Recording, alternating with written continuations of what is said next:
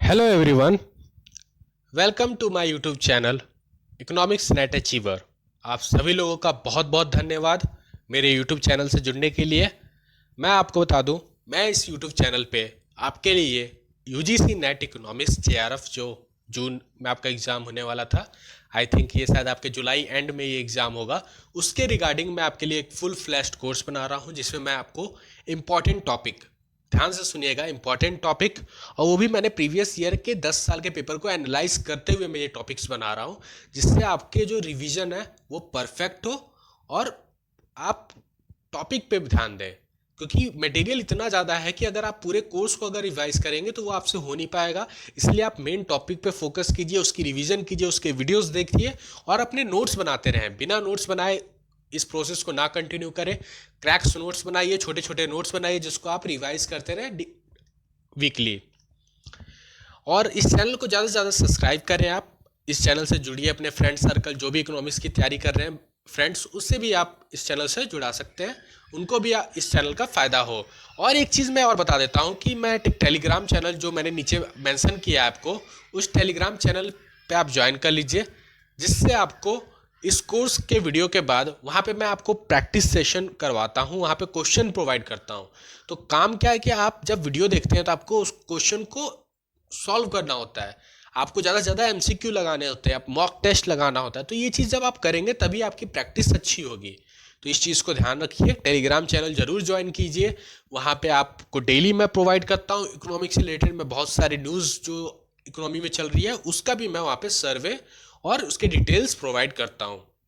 मेरा नाम अंकित कुमार है, आप मुझे अनअकैडमी पे भी जाके फॉलो कर सकते हैं। मैं अनअकैडमी पे भी एक वेरीफाइड एजुकेटर हूँ इकोनॉमिक्स का, तो आप वहाँ भी जाके मेरे लेक्चर्स देख सकते हैं। और अगर आपको सब्सक्रिप्शन लेना है अनअकैडमी का तो मैंने प्रोफाइल लिंक में मेंशन किया है अनअकैडमी की लिंक, आप वहाँ जाके उस लिंक को के थ्रू सब्सक्रिप्शन ले लीजिए, आपको 10% डिस्काउंट मिलेगा। आज मैं स्टार्ट करूंगा cash reserve ratio, what is CRR. आपको इस चीज को अच्छे से ध्यान से देखना है कि कैश रिजर्व रेशियो क्या होता है। Open market operation, bank rate मैं पढ़ा चुका हूं, एसएलआर भी मैंने आपको पढ़ा दिया है। आज हम कैश रिजर्व रेशियो को देखेंगे और इसे अच्छे से समझेंगे कि कैश रिजर्व रेशियो होता क्या है, इसके क्यों यूज है और आरबीआई इससे क्या काम कर सकता है।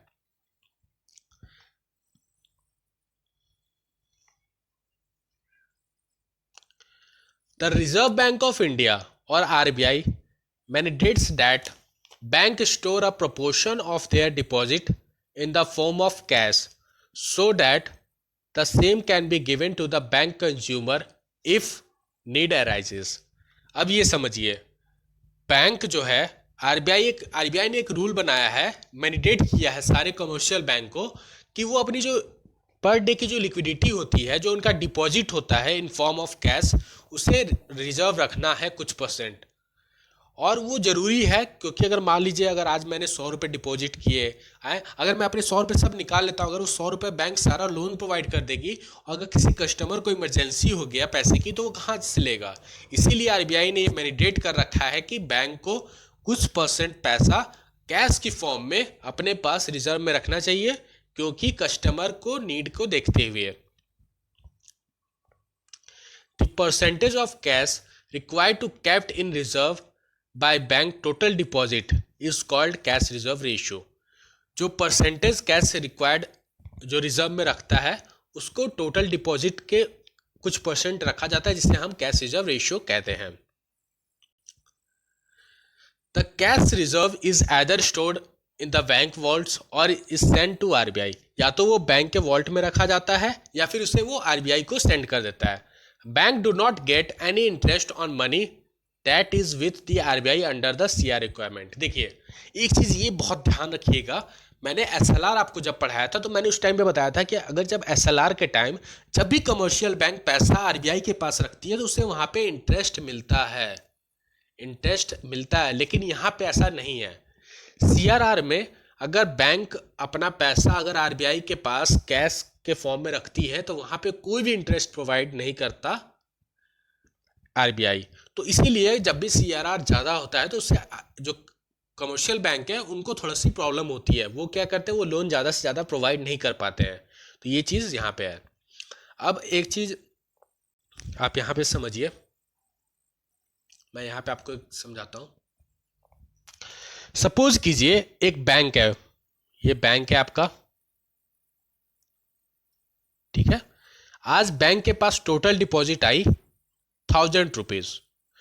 सपोज कीजिए बैंक के पास टोटल आज जो डिपॉजिट आया है वो है 1000 रुपीज, जिसमें से आरबीआई ने रूल बनाया है कि 10% आपको सीआरआर के फॉर्म में रखना है। सीआरआर कैश रिजर्व रेशियो के फॉर्म में मुझे 10% रखना है। मेरे पास बचा कितना? 90%, मतलब 900 रुपीज। अब मेरे पास 90% पैसे बचे, तो 90% पैसे जो अवेलेबल हैं, या तो मैं इसे either it use for loan और लिक्विडिटी प्रोसेस, मैं इसे 90% को ही ना लिक्विडिटी प्रोसेस के लिए यूज कर सकता हूँ और लोन दे सकता हूँ। तो ये होता है cash reserve ratio. Cash reserve ratio का मतलब ये है कि आपकी जो टोटल डिपॉजिट है पर डे की, उसमें से आपको जो आरबीआई ने जो फिक्स किया है सीआरआर, वो आपको कैश रिजर्व में रखना है, और जो बाकी है आप उसे ही यूज कर सकते हैं। इसको क्यों रखा जाता है कि अगर एट इमरजेंसी केस, अगर किसी कस्टमर को प्राइस नीड हो जाए या उसको पैसे की जरूरत पड़ जाती है, तो आप उसे कैश प्रोवाइड कर सकें और मेंटेन कर सकें इन बैलेंस। तो ये चीज होता है कैश रिजर्व रेशियो। आपको समझ आ गया होगा। अब यहां देखिए, how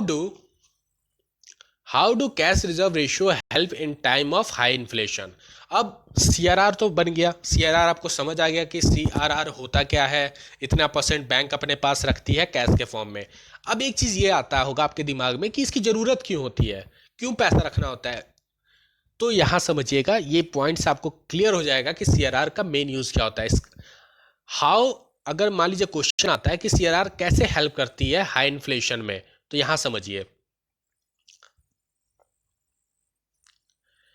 eight the time of high inflation the government need to ensure that excess money is not available in the economy. जब इन्फ्लेशन हाई होता है, अगर इन्फ्लेशन जो है अगर वो हाई होता है, तो जो इकोनॉमी में जो लिक्विडिटी है ना, वो बहुत हाई रहती है, और इस लिक्विडिटी के चलते जो प्राइस ऑफ वैल्यू होता है वो हमारा लो हो जाता है। अगर मान लीजिए इन्फ्लेशन बहुत हाई हो जाए, तो जो ब्रेड मैं पहले 10 रुपए का ला रहा था, अगर मैं 10 रुपए का, एक्चुअली मिलता नहीं है, 20 रुपीज़ का जो मैं ब्रेड पहले खरीद रहा था, अगर इन्फ्लेशन बढ़ जाए तो उस 20 जो वैल्यू है ये गिर जाएगी, अब वो मुझे 30 रुपीज़ में मिलेगा। तो आप क्या देख रहे हैं कि वैल्यू तो वही है, प्राइस भी वही है, लेकिन वैल्यू क्या हुई? गिर गई। पहले मुझे 20 रुपए देने पड़ रहे थे, अब मुझे 30 रुपए देने पड़ रहे हैं। क्यों? Because of high inflation. So यहां पे आरबीआई करती क्या है? At the time of high inflation the government need to ensure excess money is not available in the economy. To that RBI increase the cash reserve ratio. RBI ने increase कर देती है cash reserve ratio. अब मैंने आपको example दिया था कि 10% रखती है, अगर यहाँ 10% से करके 20% अगर सीआरआर कर दूं मैं, तो इससे क्या होगा? कमर्शियल बैंक के पास पैसा 80% बचेगा सिर्फ लोन प्रोवाइड करने के लिए। और जब 80% पैसा लोन प्रोवाइड करने के लिए बचेगा, तो वो कम लोन प्रोवाइड करेंगे। क्यों? एक चीज समझिए अच्छे से, जब वो लोन कम प्रोवाइड करेंगे तो पैसे की जो लिक्विडिटी है वो इकोनॉमी में कम हो जाएगी, और जब लिक्विडिटी कम हो जाएगी तो धीरे धीरे इन्फ्लेशन आपका डिक्रीज हो जाएगा। इन्फ्लेशन डिक्रीज होगा तो जो मनी ऑफ वैल्यू है, वैल्यू ऑफ मनी जो है आपकी, वो इंक्रीज हो जाएगी। तो इस तरह से आरबीआई एक टूल की तरह सीआरआर को यूज करता है इन्फ्लेशन और डिफ्लेशन को कंट्रोल करने के लिए इकोनॉमी में। The amount of money that is available with the bank reduce. ये बात एकदम सही है, जो मनी आरबीआई के पास है वो क्या होता है? रिड्यूस हो जाता है, क्योंकि सीआरआर अगर हम बढ़ा देंगे तो उसके पास कैश रिजर्व रेशियो बढ़ जाएगी, तो वो फिर मनी रिड्यूस हो जाएगा। This curve excess flow of money in the economy, ये जो एक्सेस फ्लो ऑफ मनी होती है इकोनॉमी में, उसको कट कर देता है। समझ आ गया कैसे इसको, हाई इन्फ्लेशन को कैसे गवर्नमेंट कंट्रोल करती है, आरबीआई कंट्रोल करती है थ्रू सीआरआर। अब यहां देखिए, when the government need to pump funds into the system it lower the CRR rate. अगर मान लीजिए गवर्नमेंट को नीड पड़ रही है कि इकोनॉमी में पंप करना है फंड्स को ज़्यादा से ज़्यादा पंप करना है, सर्कुलेट करना है, तो वो क्या करती है? लो कर देती है। सीआरआर को लो कर देगी तो इससे क्या होगा? सीआरआर लो होने से बैंक के पास कैपेसिटी बढ़ जाती है लोन प्रोवाइड करने की, और जब बैंक ज़्यादा से ज़्यादा लोन प्रोवाइड करेगा तो उसका मतलब पैसा ज़्यादा से ज़्यादा इकोनॉमी में सर्कुलेट हो रहा है, और जब पैसा इकोनॉमी में ज़्यादा सर्कुलेट होगा तो हमारे पास इन्फ्लेशन इंक्रीज हो जाएगा, which in turn helps the bank provide loan to a largest number of business, मैंने आपको बताया, और इंडस्ट्री फॉर इन्वेस्टमेंट प्रोसेस। जो बिजनेस है, इन्वेस्टमेंट प्रोसेस है, उसमें ज़्यादा से ज़्यादा पैसे प्रोवाइड होंगे, और lower CRR also boost the growth of economy. ये चीज़ याद रखिएगा, जब लोअर सीआरआर होता है तो उससे जो हमारी इकोनॉमी है उसको बूस्टअप मिलता है। बूस्टअप मिलने से क्या होता है कि आपकी इकोनॉमी ग्रो करेगी, इन्वेस्टमेंट ज़्यादा होगा, क्योंकि उसके पास पैसे ज़्यादा हो जाते हैं ना। तो ये चीज़ समझ लीजिएगा, ये आपको सीआरआर में समझ आ गया होगा। अब ये टॉपिक आपको सीआरआर जो है, हाँ, ये objectives of cash reserve ratio ये देख लीजिए, ये मैं पढ़ाना भूल गया था। Objective of cash reserve ratio कि इसके क्या ऑब्जेक्टिव्स होते हैं कैश रिजर्व रेशियो के। There are two primary purpose of cash reserve ratio, दो मेन पर्पस हैं कैश रिजर्व रेशियो को। पहला, since a part of the bank deposit with reserve bank of india, it ensure the security of amount और it makes it readily available when customer want their deposit back।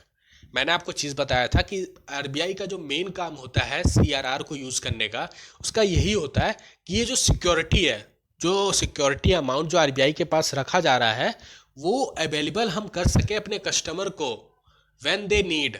अगर मान लीजिए किसी customer को कोई emergency आ जाती है, उसको पैसे की सख्त ज़रूरत है, तो उसको पैसे मिल सके, उसे वो पैसे प्रोवाइड कर सके, इसीलिए उसको एक आरबीआई कैश रिजर्व के फॉर्म में रखती है। अब दूसरा देखते हैं, दूसरा पॉइंट क्या है।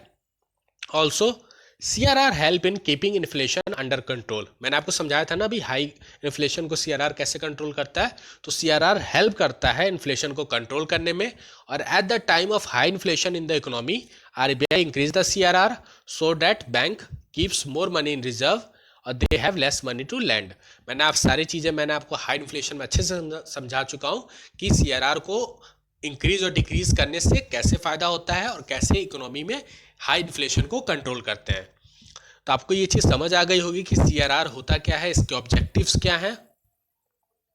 व्हाट इज सीआरआर आपको समझ आ गया कि कैश रिजर्व रेशियो क्या है, ऑब्जेक्टिव्स ऑफ सीआरआर समझ आ गया आपको, और कैसे सीआरआर हैंडल करता है हाई इन्फ्लेशन को। तो ये सारे टॉपिक्स मैंने आपको अच्छे से समझा दिया, इसमें कोई भी कंफ्यूजन आपको नहीं होना चाहिए रिगार्डिंग द सीआरआर। और एक तरफ से सीआरआर को आप समझ लीजिए, सिंपल भाषा में मैं समझाता हूँ। सीआरआर वह परसेंटेज है टोटल डिपॉजिट का जिसे बैंक को लिक्विड फॉर्म में मेंटेन करना होता है। CRR is percentage which have to maintain by the bank through their total deposit on their total deposit. समझ आ गया? आपको ये कोर्स कैसा लग रहा है आप मुझे कमेंट करके जरूर बताएं। कोर्स के रिगार्डिंग कोई भी डाउट, कोई भी कंफ्यूजन है तो आप मुझे कमेंट कर सकते हैं। मेरे टेलीग्राम चैनल पर ज्वाइन कर लीजिए, जिससे आप मुझे डायरेक्टली इंटरेक्ट कर सकते हैं। चलिए मिलते हैं अपने नेक्स्ट टॉपिक में, तब तक के लिए God bless you all, thank you.